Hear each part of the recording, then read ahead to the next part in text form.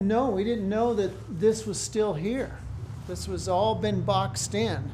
Jack Chivas describes a recent discovery at one of Salida's oldest buildings. So this wouldn't have been the very original entryway, but similar. I think it always had the large archway here.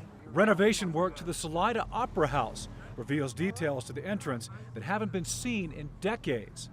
The building dates back to 1889, when a group of Salida businessmen decided that Salida needed a proper opera house to attract the big names who were passing through town. Because Salida was a major division point for the Denver and Rio Grande Railroad, a lot of traveling shows did come through here. Opera's popularity was short-lived.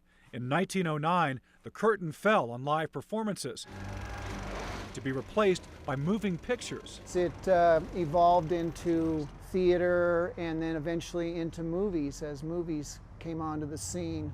Salida's Opera House would become known as the Unique Theater, and for the next 90 years, the theater spawned some unique memories. The heating wasn't that great, and so in the dead of winter you really didn't want to go to the movie. And as the new movies came in with the Dolby sound, it didn't quite match up that well. And sometimes it was a lot of fun, you know. The popcorn was always good.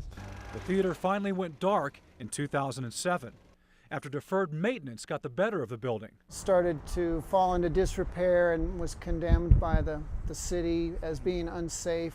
The city turned to South African businessman Billy Hartsleeve to help save the building.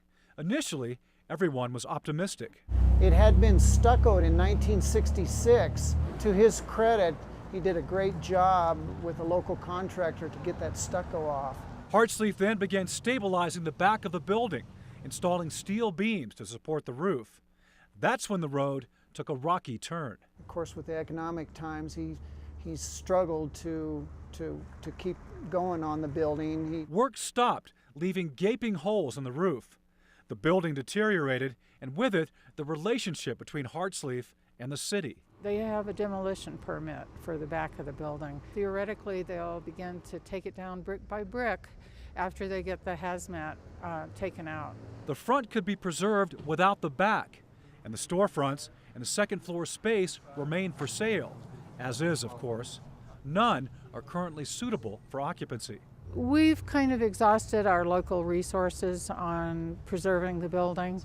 These tiles with little figures on them. Still, preservationists remain hopeful that someone, somewhere, will come forth with a viable solution. Someone was joking that because there's so many pigeons in the building, it would make a good shooting gallery, but you know, I guess it takes some crazy ideas before you get to the sane ones.